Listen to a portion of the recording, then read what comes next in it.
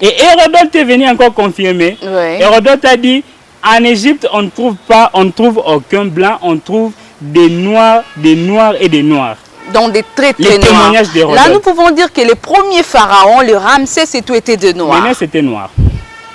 Le premier pharaon, c'est Ménès, il était noir. Il était noir. Ouais.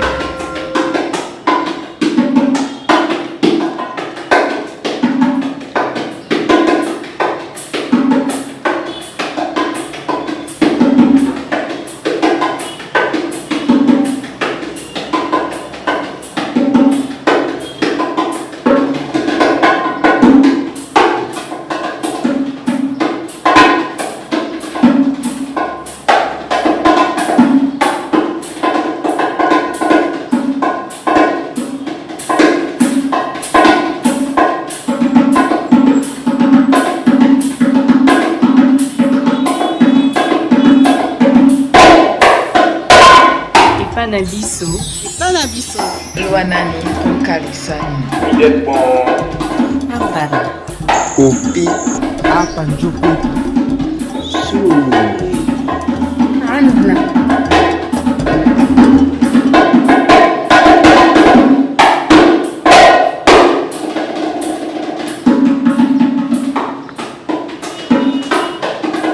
L'histoire de l'Afrique et de la République démocratique du Congo sera écrite et racontée par les Africains, pourquoi pas le Congolais. C'est avec cette phrase célèbre du grand panafricaniste et nationaliste Patrice Emery Lumumba que nous débutons chez nous votre émission d'Histoire d'Afrique. Nous sommes heureux de vous savoir très nombreux à ce net moment, en train d'écouter, en train de suivre également cette émission d'Histoire. Tout ce qu'on nous a jamais dit de l'Afrique, ça sera ici. Alors nous allons vous parler de tout et de rien. On ne va rien cacher, s'il faut les dire, ça sera avec les jeunes, toujours les jeunes passionnés de l'Afrique, les jeunes qui se disent oui, nous sommes capables de dire un mot et de libérer l'Afrique. En tout cas, il va se présenter et vous savez très bien, fidèles téléspectateurs, le pourquoi de la langue française. Et au premier numéro, nous avons eu à expliquer tout cela. Alors, il va se présenter, mon invité. Avec lui, nous allons parler de l'Égypte. L'Égypte, vous connaissez l'Égypte. Alors, c'est avec lui. Il va se présenter. Bonjour. Bonjour. Vous allez bien? Très bien, et puis vous? Ça va bien. Présentez-vous. Je suis le camarade Obed, panafricaniste du groupe de Casablanca et intéressé par les grandes questions de l'Égypte antique. Intéressé par les grandes questions de l'Égypte antique, Obed, on va entamer cette émission. Maints historiens, à l'instar de Kizerbo, Cheikh Anta Diop, prennent le retour à l'Égypte comme condition sine qua non du décollage du continent. Et on se demande déjà, un retour à l'Égypte, c'est quoi l'Égypte? Que veut dire l'Égypte? Bon, il y a d'abord un problème de ce point de vue-là de la terminologie. Parce que quand on parle de l'Égypte, avec le premier contact avec les Arabes, ils n'ont pas appelé les habitants de cette région les Égyptiens. L'Égypte trouve son origine du grec, Aegyptos, et du latin, plus loin on verra, Aegyptus, qui voulait dire doublement détroit. Mais avec la mise en... Lorsqu'ils sont entrés en contact avec les Arabes ont appelé ces gens les gens du Kemet. Et lorsqu'ils les ont appelés les gens du Kemet, avec les langues pharaoniques, nous sommes rentrés donc dans les papyrus. On a analysé les papyrus et on a vu cette traduction en disant Kemet, il voulait dire terre noire. Or, dans les papyrus, ce n'est pas ça en principe l'explication claire du mot Kemet. Parce que Kemet, les habitants étaient des Kemtiu. Donc, dans les papyrus, on ne dira pas Kemet veut dire terre noire, mais on dira pays des Noirs. Pays de Noirs, c'est ce qu'on peut dire de l'Égypte. Alors, comment l'Égypte s'est-elle constituée jusqu'au territoire actuel? Bon, au début, les gens vivaient en petits villages, ils étaient regroupés. Ce qu'il faut d'abord savoir, c'est que il y avait les gens qui vivaient au nord et il y avait les gens qui vivaient au sud. Et de tous ces gens-là, il y avait des groupuscules, des villages, ils vivaient en parenté. Et après, il y a eu organisation. Cela veut dire que les villages du nord se sont réunis et les villages du sud aussi se sont réunis. Donc, on a eu la basse et la haute Égypte. La basse Égypte était au nord et la haute Égypte était au sud. Et qu'est-ce qui s'est passé? Dès qu'il y a eu formation de ces deux grandes régions, donc la basse et la haute, il y a eu deux rois. Il y avait le roi de la basse Égypte et il y avait le roi de la haute Égypte. Et ce qui s'est passé à la basse Égypte, on avait une divinité, c'était la déesse Cobra. Et à la haute Égypte, on avait une divinité aussi, c'était la déesse Votou. Et qu'est-ce qui va se passer après? Le pharaon de la haute Égypte entre en contact avec ses vizirs. Donc les vizirs, c'était les notables, ils étaient plus tirés de la famille du roi. En entrant en contact avec ces vizirs, ils vont aller en dialogue avec ceux de la basse Égypte. Et donc, il y aura une unification de la basse et de la haute Égypte. Et c'est la première unification culturelle et artistique de l'Égypte. Cela veut dire qu'on ne parlera plus de la basse et de la haute Égypte, on va parler maintenant d'une seule Égypte.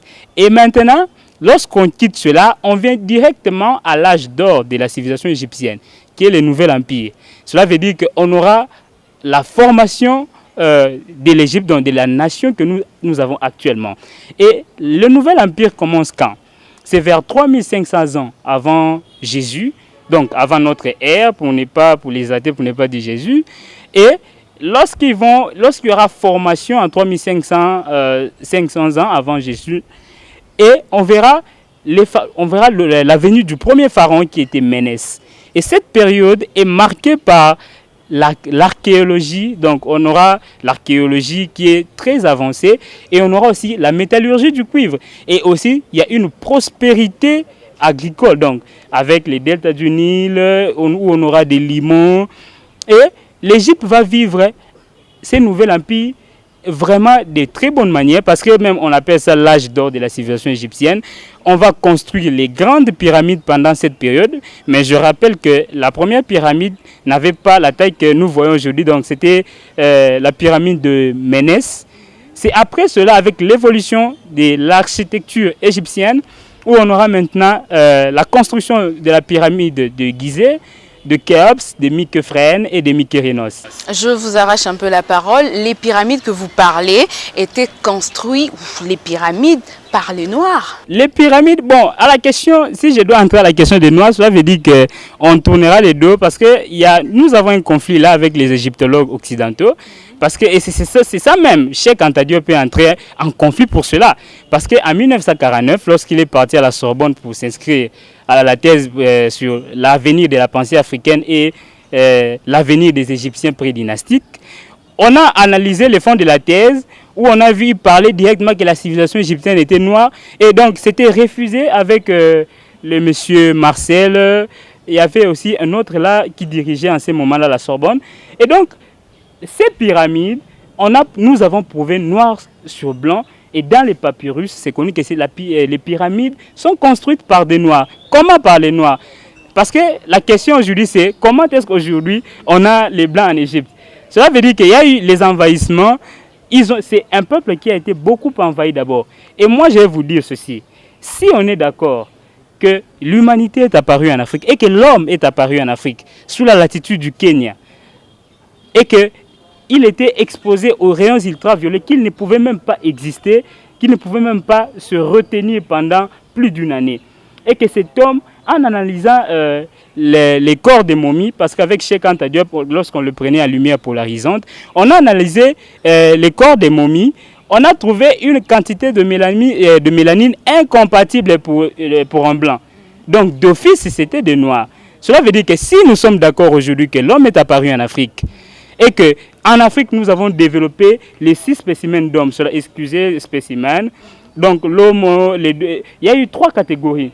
Il y avait par exemple l'homo erectus, il y avait l'homme gracile, il y avait l'homme habilis. Maintenant, il y a eu 6 catégories, comme je disais.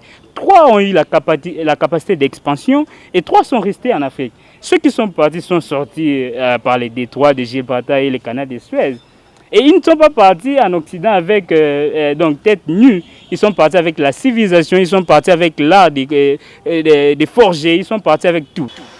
Donc on peut revenir déjà à ce que vous dites. Oui. Donc la civilisation est noire. Et aujourd'hui, aucun blanc ne peut dire que les pyramides sont construites par des blancs. Non, nous avons prouvé cela au vu de tout le monde parce que l'UNESCO avait demandé aux chercheurs, donc aux égyptologues, d'écrire l'histoire de l'Afrique. Et le deuxième chapitre était confié à notre père Cheikh Anta Diop. Et Cheikh Anta Diop, parce qu'il était déjà contesté par tout le monde, il a dit: je ne veux pas écrire ce chapitre de l'Égypte antique seul, mais je veux à ce que vous puissiez convoquer un congrès mondial, donc un congrès international. Et le congrès était dirigé par Sonoron, le congrès des Caire que nous avons, où on a prouvé encore au vu de tout le monde et que l'homme est apparu en Afrique et que l'homme qui a construit les pyramides était un noir et que la civilisation égyptienne est une civilisation nègre. Laissez-moi encore vous interrompre. Certains chrétiens diront, vous me regardez, vous êtes chrétien, vous qui lisez la Bible, vous allez peut-être dire que, parce que c'est dans la Bible, je ne maîtrise pas trop, mais on dit qu'ils sont de juifs qui ont construit les pyramides. Non, lorsqu'ils disent, vous savez, je vais vous placer dans des conditions pour comprendre cette histoire. Parce qu'il y a eu falsification et grâce à Cheikh Anta Diop et aux travaux du professeur Théophile Obenga, que nous avons éclairé les gens. On se demandera aussi comment, parce qu'on dit que les Africains peut-être n'écrivaient pas et tout, comment est-ce que Cheikh Anta Diop a pu réunir toutes ces données? Voilà. Nous avons eu à la genèse des choses, donc si je peux dire à la genèse des civilisations, deux civilisations, n'est-ce pas? Il y a eu la civilisation égyptienne, où on a parlé aussi de la civilisation grecque. Les Occidentaux disent qu'ils sont venus de la civilisation grecque. Et vous savez maintenant, il y a un problème où? Il y a un problème au niveau où les Grecs eux-mêmes, on ne pouvait pas comprendre comment... Et les Grecs viennent d'où? Les Grecs viennent d'où? Cela veut dire que je vais vous renvoyer toujours à cette thèse de Cheikh Anta Diop que je ne cesserai jamais toute ma vie de défendre. Cela veut dire que si nous sommes d'accord que le berceau de l'humanité se trouve en Afrique, que l'homme est apparu en Afrique, et que, vous savez, il n'y a pas deux races. Il y a une seule race. Aujourd'hui, nous sommes arrivés, si aujourd'hui il y a cette différenciation, ce sont les mutations génétiques. Cela veut dire que il fallait me laisser un peu continuer avec cette pensée d'expansion. L'homme est apparu en Afrique et lorsqu'il est sorti de l'Afrique, il a vécu un moment très difficile. C'était la glaciation vulmienne. La glaciation vulmienne a duré 100 000 ans. Cela veut dire que son corps, sa peau a été modifiée complètement et qu'aujourd'hui nous avons les différentes races. C'est à cause de cela. Dieu n'a pas créé deux races. La nature ne crée pas deux races. La nature ne crée pas deux choses. La nature crée une chose et il passe. Cette chose maintenant, avec l'évolution naturelle, peut se modifier. Donc pour vous, la race qui a été créée par Dieu, c'est la race noire. Comment on peut dire? Parce qu'on vous regarde. Nous avons prouvé ça au congrès de Caire. Georges Sonoron c'est un grand égyptologue et un grand grammairien dans les hiéroglyphes. Parce que c'est ce que moi je peux aujourd'hui conseiller dans nos écoles, qu'on doit mettre les options, si je peux dire, les humanités égypto-africaines. Parce que si on a les humanités égypto-africaines, ça permettra à nos frères, à nous-mêmes, à nos sœurs, de comprendre que l'appropriation de notre historicité pharaonique est un grand atout pour notre développement et pour bâtir un État fédéral africain. On va y arriver. Plus d'un parle de l'Égypte comme berceau de la civilisation africaine. Qu'est-ce que cela veut dire? Cela veut dire que c'est... En fait, au début, c'est... Lorsqu'on parlait de l'Égypte, lorsqu'on parlait de l'Afrique plutôt, on voyait la nation, c'était l'Égypte. Et donc nous étions représentés par l'Égypte. Cela veut dire que nous sommes venus de l'Égypte. Parce qu'en ce moment-là, quand on parlait de l'Égypte, on voyait plus... Et vous savez, je vais vous dire une chose, les pharaons quittaient Thèbes, les pharaons quittaient Luxor, des temps pour être à la Nubie. Ce n'était pas dans l'Égypte actuelle. Et donc, vous comprenez que lorsqu'on parle de la civilisation égyptienne, qui fait partie actuellement de la civilisation africaine, on voit l'Égypte en premier, c'est pour juste expliquer cela. Parce que le simple fait de comprendre que nous avons, c'est pourquoi je disais, nous avons analysé les hiéroglyphes. Parce que je suis encadré pour déchiffrer les hiéroglyphes par les professeurs Aziz et les professeurs Obenga. Oui. Parce que lorsqu'on est dans l'étude du déchiffrage des hiéroglyphes, qu'est-ce qu'on remarque? On a pris les langues pharaoniques, on a comparé avec les urbains. Ça, c'était les urbains, c'était avec les professeurs Cheikh Anta Diop.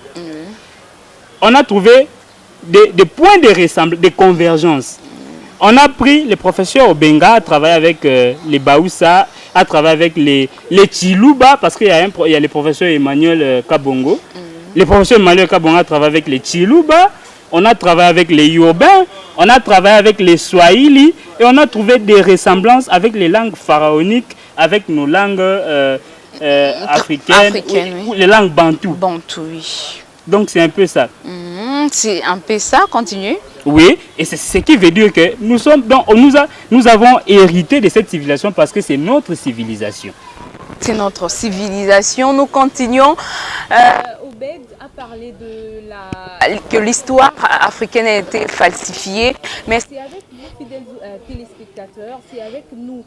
C'est l'Africain lui-même, l'Africaine elle-même qui peut en tout cas raconter et réécrire son histoire. On continue. L'Égypte, on parle de l'Égypte. Qu'a-t-elle accompli au long de l'histoire? En fait, l'Égypte, moi je dirais, d'abord, lorsque une personne parle de l'Égypte, nous devons en tout cas, nous devons voir l'Égypte de bonne façon pour moi. Parce que moi, je dis, l'Égypte, c'est la mère de l'humanité. L'Égypte, c'est la mère des civilisations. Parce que on n'a pas trop de temps. Si on avait le temps, nous allons prouver à quel point... En tout cas, dans peu de temps, avec peu de temps, vous pouvez frapper fort et nous dire noir sur blanc qu'est-ce que l'Égypte a pu faire. Oui. L'Égypte à l'Égypte, il y avait dans la civilisation égyptienne, nous avons eu l'architecture, nous avons eu l'écriture, nous avons eu tant de choses, nous avons eu, et même ce qui était étonnant lorsque j'ai lisé les papyrus d'Hébert, la femme de Ramsès II fabriquait des parfums. Cela veut dire que nous avons eu tout. Et au vu de qu'est-ce qui s'est passé? Les Grecs, les Babyloniens sont venus se ressourcer en Égypte.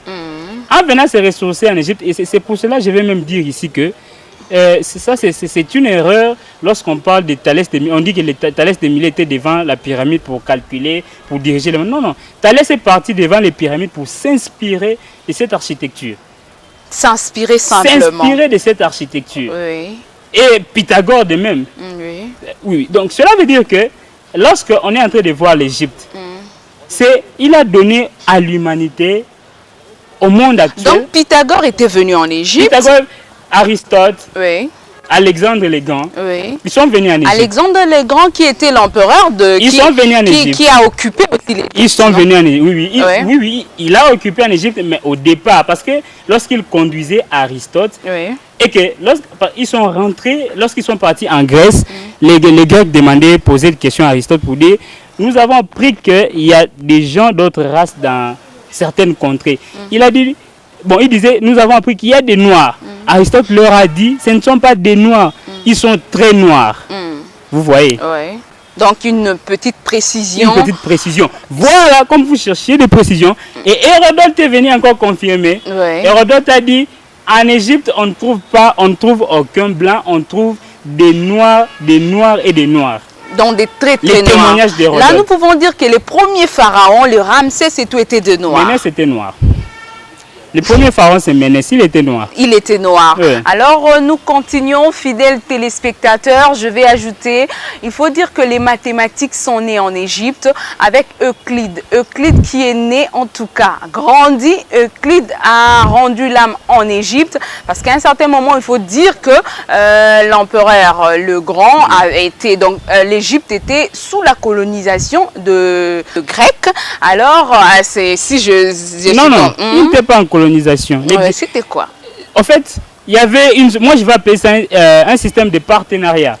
Parce qu'ils allaient en Égypte comme visiteurs, ils n'allaient pas pour coloniser une personne là-bas. Non. Et je vais rappeler qu'il y avait une forte armée en Égypte. Cela veut dire que si vous me laissiez continuer, j'allais même arriver là. Lorsqu'il y a eu un nouvel empire, la chute même du pharaon, donc pour que nous puissions avoir les envahisseurs qui sont venus de l'Asie, de l'Asie asiatique. C'était ça. Il y a eu une sécheresse dans le pays.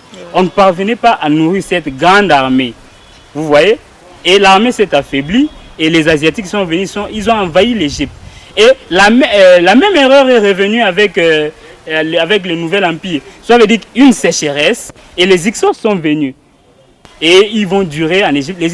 Mais avant les Hyksos, il y a eu une période de stabilité. Pendant 350 ans, l'Égypte est restée stable. Grâce, avec la croyance de la maths, l'Égypte est restée stable. Et ce n'est qu'avec les petits envahisseurs, les Hyksos, ils sont venus, ils ont embrayé les choses.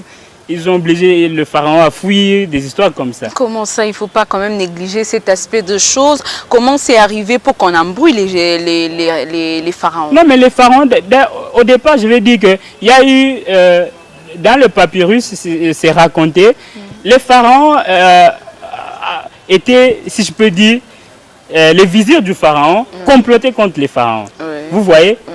il y avait les vizirs qui complotaient contre les pharaons, donc pour déguerpir le pharaon.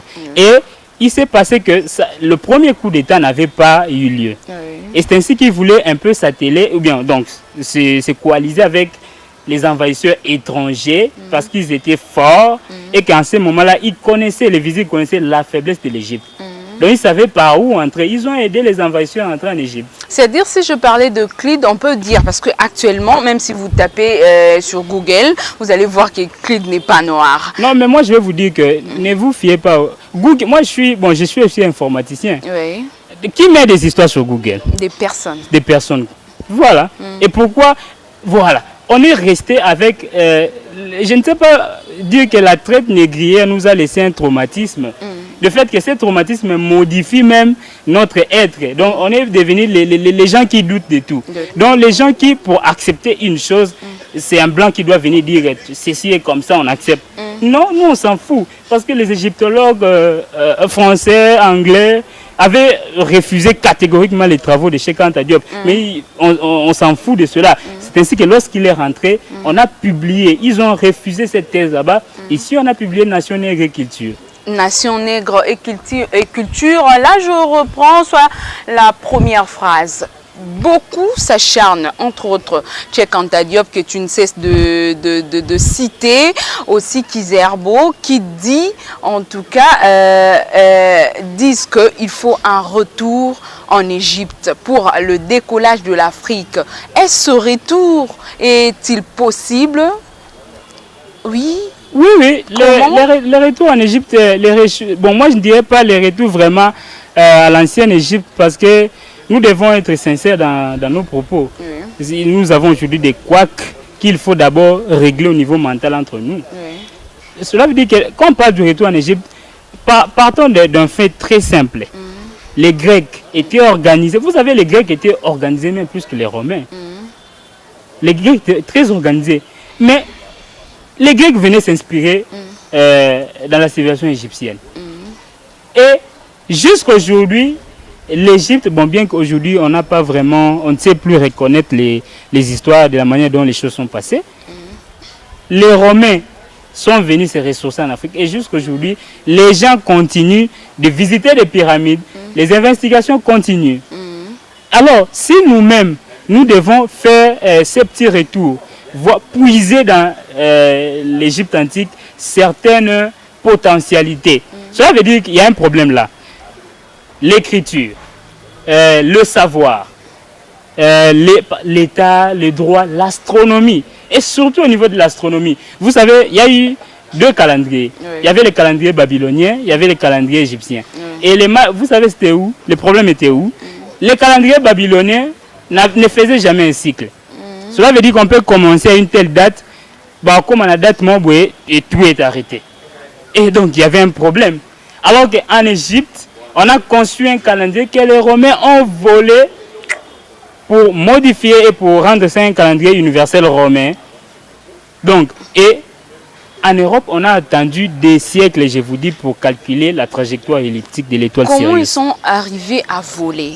Parce que bon, la plupart des gens se posent des questions. Est-ce que vous étiez faible? Qu'est-ce qu'il y a eu avec les ancêtres en question pour qu'on leur vole les choses comme c'est aujourd'hui la carte tourne? Vous savez, il y avait les histoires d'abord des 1. Nous avons aujourd'hui en Égypte des gens qui ne comprennent. Ceux qui habitent l'Égypte actuelle, il y a des gens d'abord qui s'en foutent totalement de cette histoire. On a vendu, je vous dis, on a vendu les pièces trouvées dans les pyramides. on a vendu des papyrus. On a vendu, et imaginez, toute la vérité de l'Égypte était dans les papyrus. Les calendriers, même les livres, les livres des morts. Les livres des morts écrits en langue pharaonique.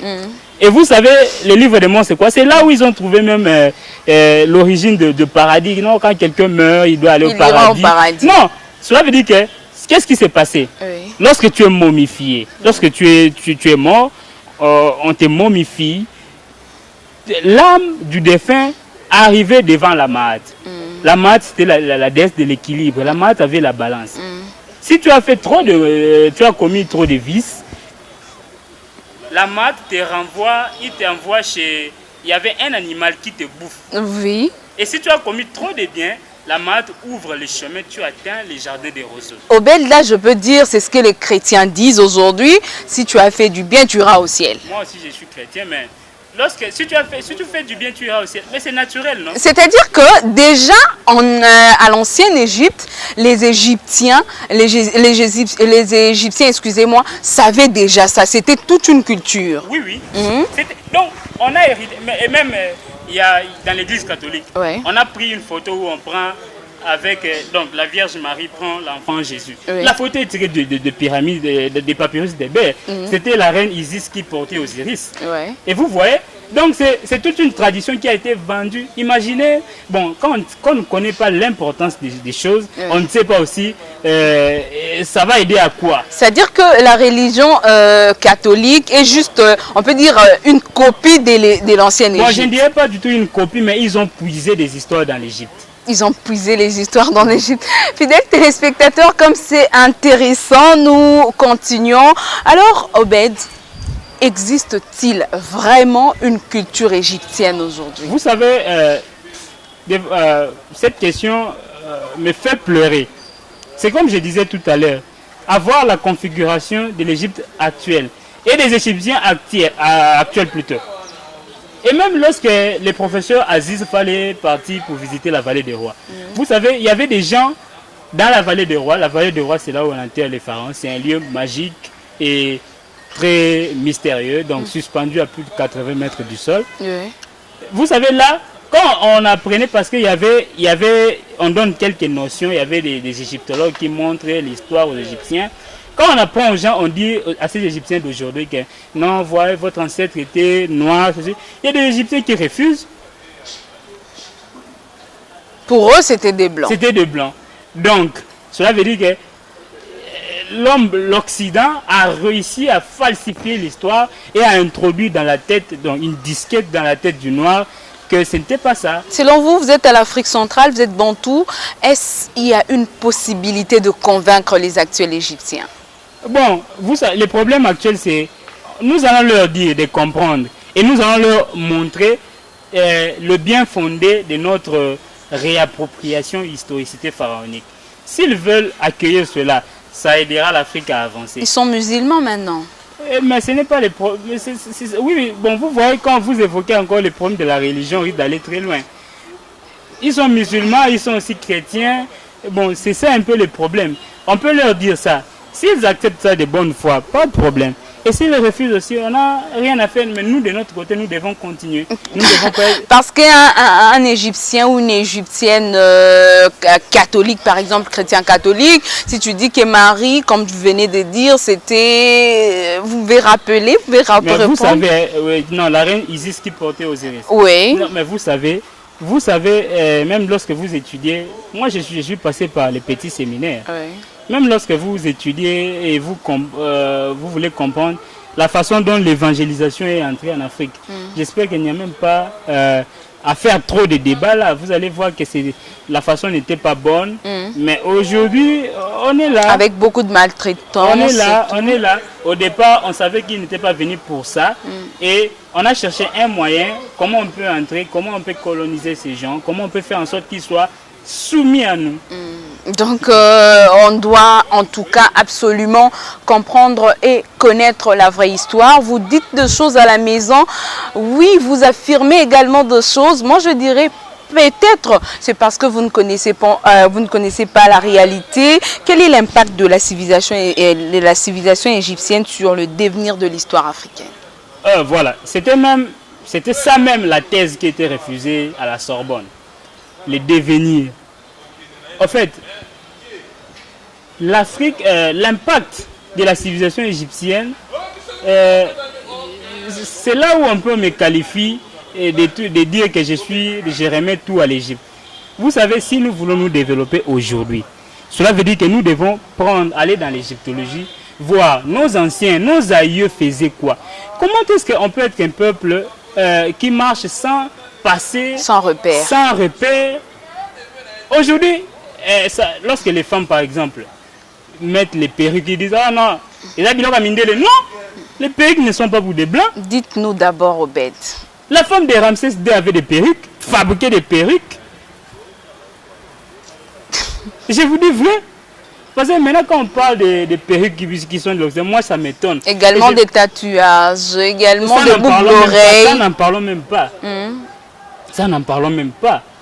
Et c'est à partir de là que je suis un peu affaire et que j'ai insisté sur la mise en œuvre des humanités égypto-africaines. Vous voyez, on a connu 345 pharaons. Les femmes de ces pharaons avaient des perruques parce qu'on ne pouvait pas entrer avec ses cheveux comme ça dans la cour. Donc, il y avait des perruques déjà en ce moment-là. Et aujourd'hui, on est en train juste de... L'Occident s'approprie de ces perruques pour dire que c'est occidental. Bon, moi, ça m'étonne. Ça t'étonne comment? Non, mais ça m'étonne parce que nous aussi, les Noirs, nous ne disons rien parce que nous ne connaissons pas notre histoire. C'est ce qu'il disait, Cheikh a même dit, qui ne connaît pas son histoire est condamné à la revivre. C'est ça. Il faut la revivre. Ouais. Et on continue. Oui, c'est ça. Nous devons maintenant prendre conscience. Comment? Nous devons prendre conscience en interrogeant notre passé. Cela veut dire que d'abord en nous armant d'un passé très fort. On s'est dit non, là c'est du passé. Non. C'est ça, c'est ce qu'on dit. Mais les humanités imposées par les Occidentaux, ils vous disent l'histoire c'est quoi? Il y a dans la définition classique, parce que je n'aime pas répéter de telles histoires et de telles définitions fabriquées par des Blancs, on dit qu'il y a l'étude du passé de l'homme, des histoires comme ça. Bon, c'est ça. C'est comme ici, on va dire aux gens que c'est Diego Cao qui a découvert l'embouchure du fleuve Congo. Bon, moi je m'en fous complètement. On parlera de la découverte des Amériques, on parlera de la découverte également de... Et ce qui est étonnant, lorsqu'il découvrait ces contrées, il y avait des gens qui vivaient dans ces contrées.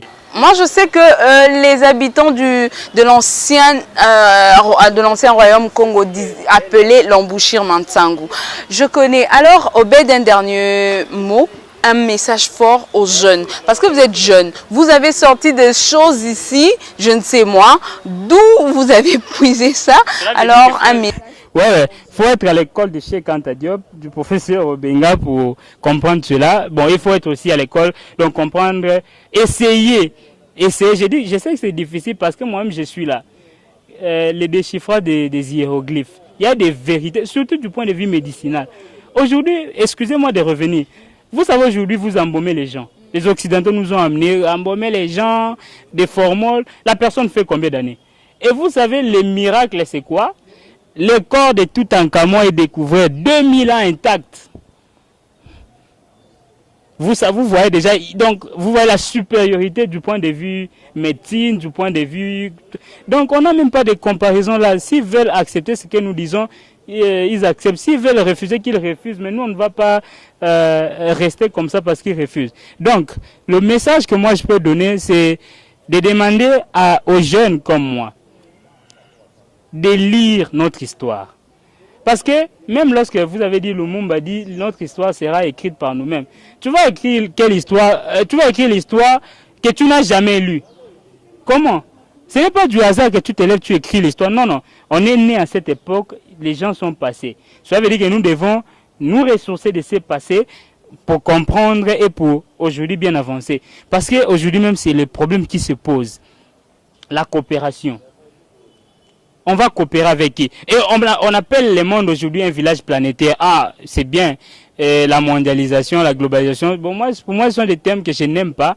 Parce que j'ai dit oui, un village planétaire, mais le chef du village et les notables, c'est qui? Et nous sommes qui? Nous sommes Les villageois. Ils sont les chefs du village et les notables. Ils sont des chefs du village et je ne parle pas des Africains comme des villageois. C'était pour nous l'honneur de recevoir pour vous un panafricaniste, un jeune. Il est jeune comme moi, il est jeune comme vous. Alors vous pouvez également épater, vous pouvez également impacter. Si et seulement si vous connaissez quelque chose sur l'Afrique et la vraie histoire, je ne cesse de le dire, la vraie histoire existe. Si et seulement si vous le voulez bien, il faut lire Cheikh Anta Diop, il faut lire le professeur Obenga et vous saurez et vous allez et venir également à l'école. Il est jeune comme vous voulez en tout cas entrer en contact avec lui, c'est pas grave, vous allez appeler à travers le numéro qui s'affiche au bas de vos écrans. Merci fidèles auditeurs. Oh, je suis habituée avec merci à vous fidèles téléspectateurs d'avoir été de notre Julio Meduneter. Je ne sais moi si j'ai bien prononcé. Eric Mabengo ainsi que Aimé Image était là derrière les caméras. On va dire quoi encore? Oui, je vais aussi dire quelque chose parce que je suis un membre du groupe de recherche et d'initiative pour la libération de l'Afrique. Les Grilla, c'est une association sans but lucratif créée depuis 1984 par le professeur Aziz Salmon Fall. En fait, dans le Grilla, nous avons aujourd'hui la campagne internationale Justice pour Thomas Sankara, le président que tous nous connaissons. Et dans cela, nous sommes en train de nous battre nuit et jour pour que la justice soit dite réellement.